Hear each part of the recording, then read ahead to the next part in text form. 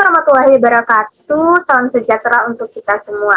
Pada kesempatan kali ini, saya akan mempresentasikan sebuah topik terkait materi public speaking dengan judul How to Manage Your Time in an Organized Way. Nah, tanpa berlama-lama lagi, join with me.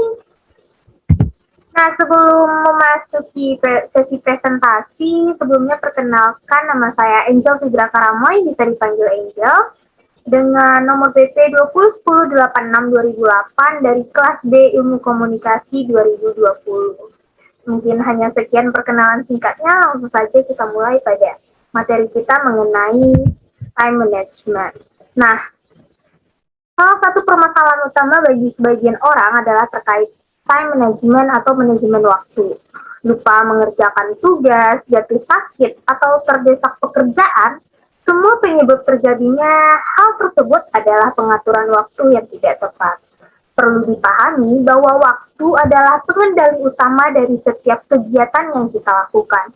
Ketika kamu mampu mengatur waktu dengan baik, maka segala aktivitas yang dilakukan akan berjalan dengan baik pula. Nah, maka dari itu, kali ini saya akan memberikan beberapa poin sebagai cara untuk mengatur waktu dengan baik. Bagi kamu para mahasiswa, terutama yang aktif berkegiatan, maka ini adalah hal yang penting untuk disimak. Jangan sampai padatnya kegiatan membuat kamu kewalahan ya.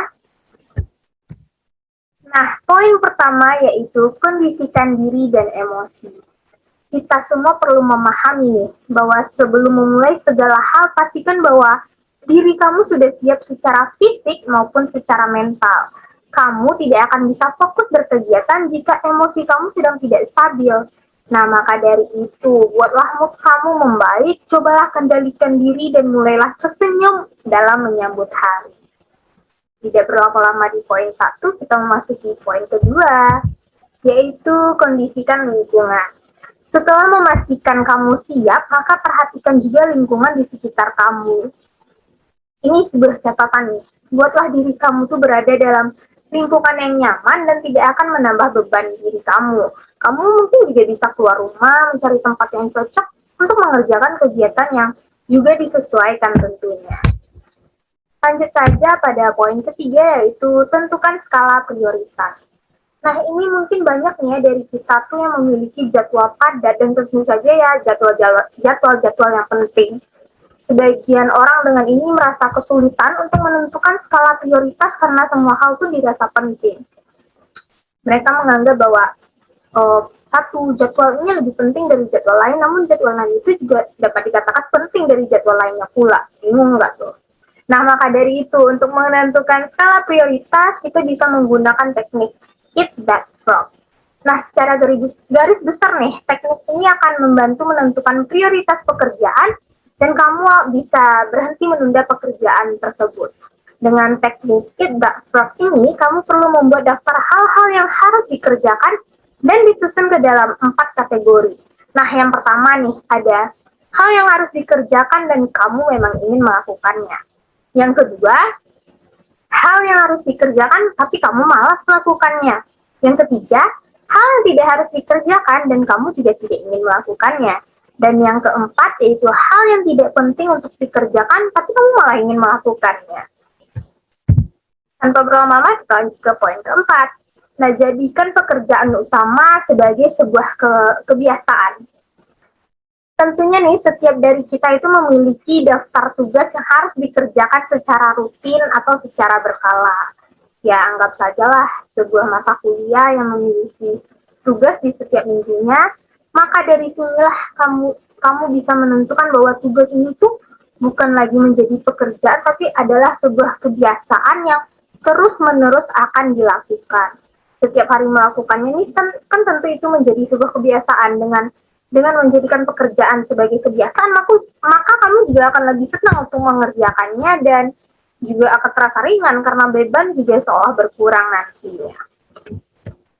Oke, lanjut, estimasikan waktu dan jangan lupa pada jeda. Nah, ini adalah hal yang sangat penting dalam mengatur waktu kamu, yaitu membagi-bagi atau mengelompokkan waktu itu sendiri.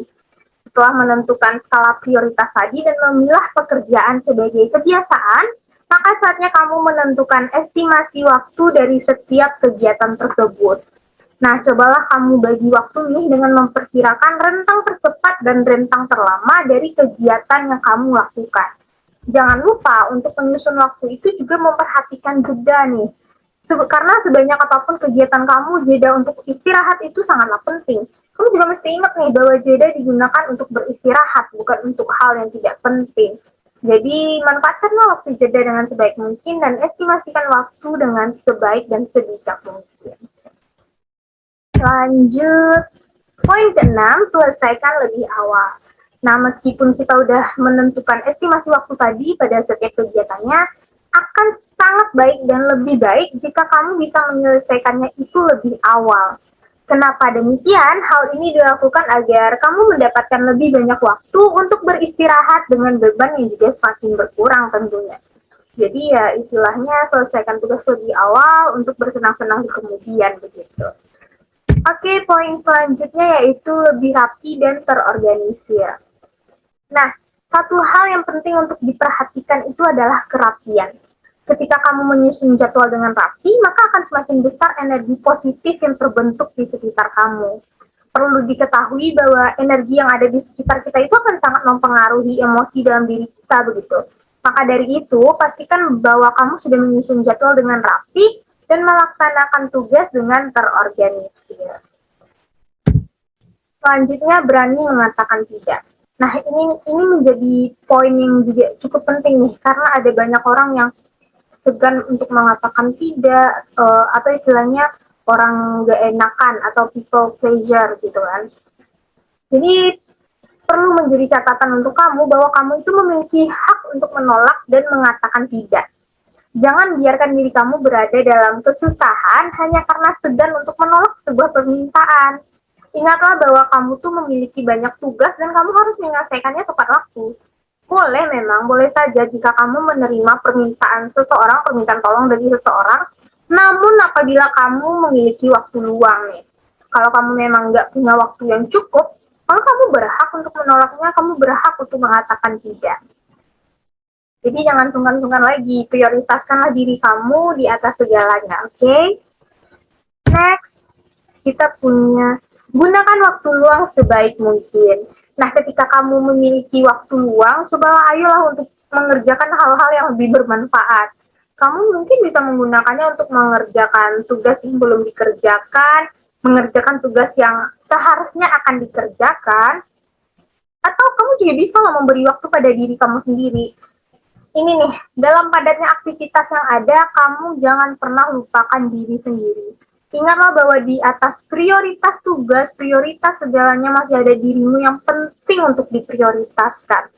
Waktu luang ini bisa digunakan untuk mengistirahatkan tubuh dan otak yang sebenarnya emang perlu disegarkan dan disenangkan, begitu kan?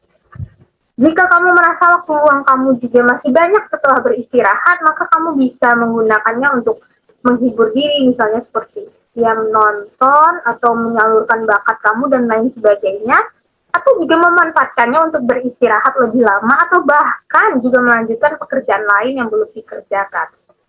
Intinya sih, dalam waktu luang ini kamu jangan sampai membiarkannya begitu saja, jangan sampai waktu luang kamu ini terbuang dengan sia-sia begitu saja. Nah, poin terakhir, be positif. Ada 4 poin di sini, yaitu hilangkan pikiran negatif, jaga pola tidur, olahraga, dan konsumsi makanan sehat. Hal yang tidak boleh dilewatkan adalah menjaga pikiran untuk tetap positif. Ini positive mind ini adalah juga dapat dikatakan sebagai kunci dari segala kegiatan ini. Kalau misalnya pikiran udah positif, terus energi yang ada juga menjadi lebih positif sih biasanya. Dan memang pada kenyataannya juga begitu. Kita nggak bisa menolak ya, memang dalam kehidupan ini selalu menyajikan permasalahan berbeda dengan nuansa yang berbeda pula. Tapi jangan sampai permasalahan tersebut menghentikan kamu untuk berkegiatan. Cobalah kamu untuk melihat sesuatu dalam sudut pandang yang positif. Cobalah kamu untuk menjaga diri, menjaga emosi dan pikiran agar selalu positif sehingga kegiatan yang kamu lakukan juga akan menghasilkan nilai yang positif. Nah, juga sejalan dengan hal ini, kamu harus menjaga pola tidur dengan baik. Jangan terlalu banyak begadang karena akan mengganggu kesehatan fisik maupun kesehatan mental kamu. Jangan lupa juga untuk menyeimbangi dengan olahraga secara berkala dan mengkonsumsi makanan serta minuman yang sehat. Ketika fisik dan mental kamu sehat, maka kamu juga akan lebih mudah untuk mengatur waktu dengan baik dan menjalankan aktivitas dengan normal. Nah ini, mengatur waktu memang bukan hal yang mudah untuk dilakukan. Kamu yang terbiasa berkegiatan tanpa jadwal mungkin akan sangat sulit ya untuk dalam mengatur waktu tersebut. Namun jangan sampai ini dijadikan alasan untuk tidak mencoba ya. Kamu cobalah untuk mulai secara perlahan, buatlah perencanaan yang sesuai, lalu tanamkan komitmen di dalam diri kamu. Ingatlah bahwa kunci untuk mengatur waktu yang baik itu ada pada diri kamu sendiri.